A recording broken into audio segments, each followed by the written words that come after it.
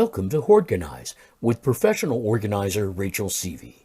Every Sunday at 6 p.m., Rachel shares her expertise and compassionate approach to help you deal with overwhelming clutter. Rachel?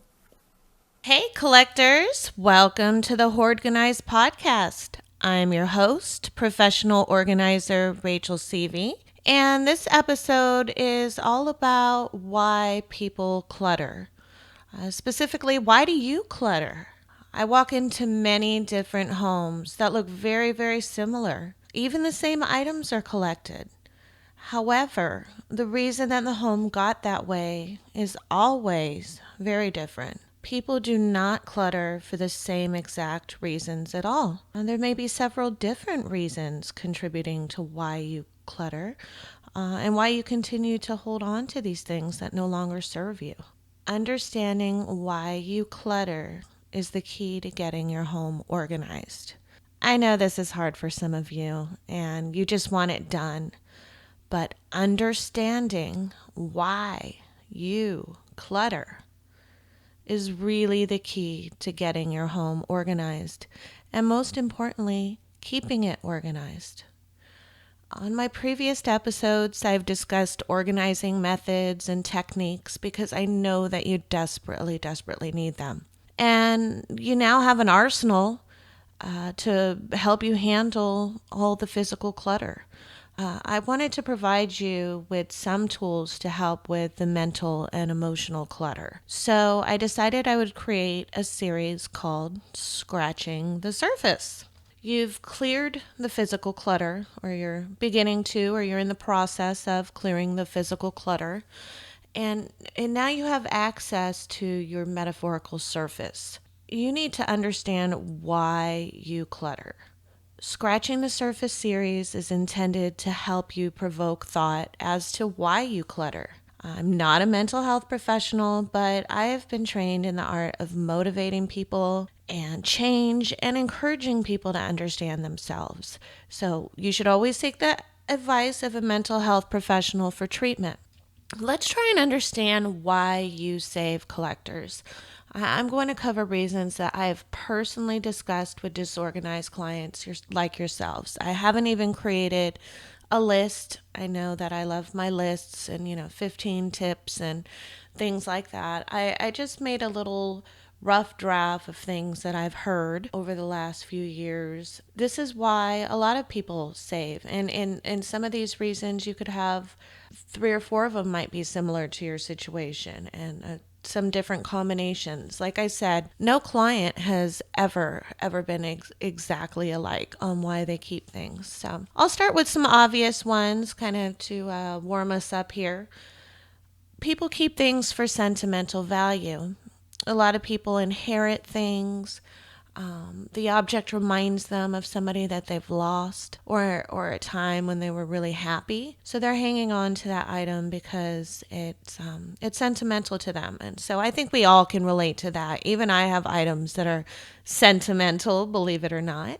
Another thing I hear is, I can't remember why I saved that, but I'm sure it was for a good reason. So I'm going to hang on to it.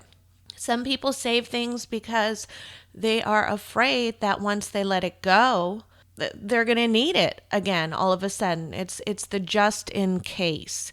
So you're saving things just in case. A lot of people like to rescue items, from a dumpster or from a library. Free items are constantly rescued.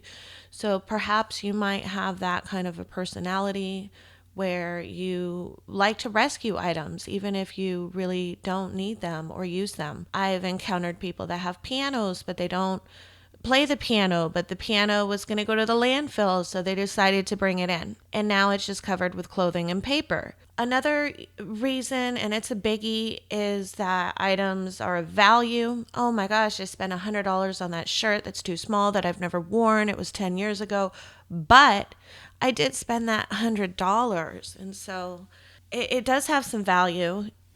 I should really hold on to it. I spent a lot of money, which also leads into, if I get rid of this, I'll be considered wasteful. I'm so wasteful for not wearing, this blouse that I could have never fit into. I'm so wasteful for spending all my money on these DVDs that I've never opened or watched. And if I donate them, that's even more wasteful. I hear that a lot. I have heard people growing up poor. So all of this stuff shows I'm a success. I'm never going to be poor again. I'm never going to be without. Another thing I hear a lot is, everyone knows me. I'm the guy with all the books. I'm the guy that knows everything. I'm the history buff. I have all of these history books laying around covered in dust on my floor, but it represents what everyone outside of my house thinks about me. Many, many women who just dress to a T. And it's because everyone at work knows as them as is a lady that always wears nice shoes. And so, they wouldn't be caught dead wearing the same shoes more than a few times. And that's why they have 100 or 200 different pairs of shoes, because everybody knows them as the gal that always dresses to a T. You've got the guy with all the gadgets, He's the gadget guy. The gal with the cutest stationery. Oh my gosh, have you seen it? Well, yeah, I have. It's stacked up, it's unopened, it's still in the bag that it came from, and it's not being used. But it represents what people outside of your home think of you. So I hope you understand this. You're continue to clutter and acquire items because they represent what you think others admire about you. Everyone always knows you as being stylish, so that's why you have clothing in piles all over your home. It doesn't make sense when you hear it, I'm sure, but everybody knows that you like to dress nice, so you've got to constantly buy new things. Another big reason that literally paralyzes people from moving on is fear. All sorts of fear. We all have a basic human need for shelter. And this may translate into a fear of deprivation. So you acquire and you save because you're afraid of being without. A lot of people have a fear of change. You love things to be the same, and you feel uncomfortable when there's a change, and you're afraid of feeling uncomfortable. You don't like that, so metaphorically you don't want to be out of your comfort zone. You might be afraid of failure. This is huge. You are so afraid that you will fail in this process, in your decluttering efforts, that you don't even start. Why put in the effort? Why spend the money on an organizer? Why dedicate my Saturdays? Why let yourself and others down again? There's no sense. You've tried it all. You're a failure. So you're afraid of this. You're afraid of being a failure, so you don't even begin, and you're paralyzed. Some people clutter because that's how they grew up or how they didn't grow up. Some are still rebelling against that overly neat mother. Other conditions, anxiety, depression, ADHD, all of those will absolutely hold you back. They will make you less motivated, and of course, it's harder to pay attention or stay track to your organizing goals. Health conditions. You may clutter because you physically cannot maintain your home anymore. Perhaps you have a bad back, or you have cancer and you're going through chemotherapy. Aging definitely comes into play. You just aren't a spring chicken anymore, and so it's actually much easier to hang on to things than it is to schlep them out. You might not even like items in your closet anymore, but the physical act of pulling things down from your closet, putting them into a bag, walking to your car with your cane or your walker, getting into your car, driving to the Goodwill, all of that, that it's just easier to hang on to things when you're older or when you've got health conditions going on. Understanding why you clutter will help you resolve a lot. I may have not even listed a reason on why you clutter, but like I said, most people have many, many reasons on why they clutter, and it's not just one. I'm going to give you an example of just a typical client that I actually work with.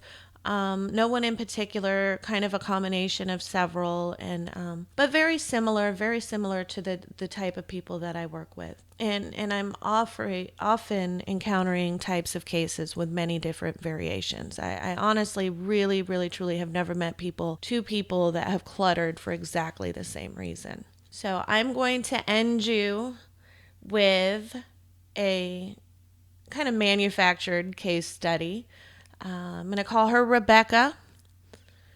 And I think there's going to be some parts in Rebecca's life that might be similar to why you clutter.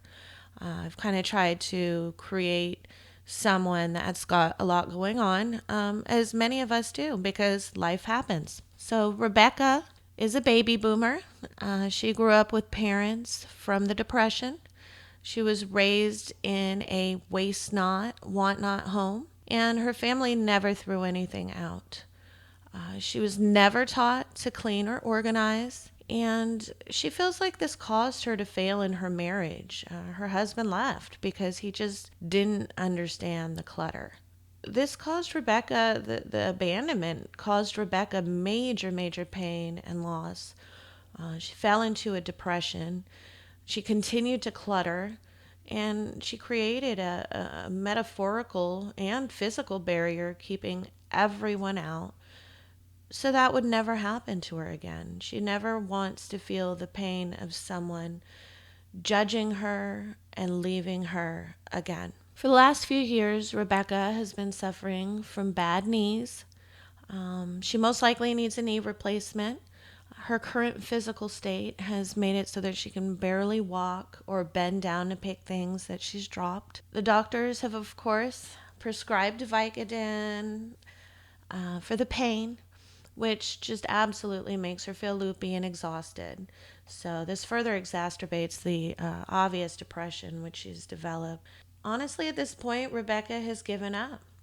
She feels like a complete failure. She's never been able to organize. She feels like she's tried everything and she's afraid to really get this resolved.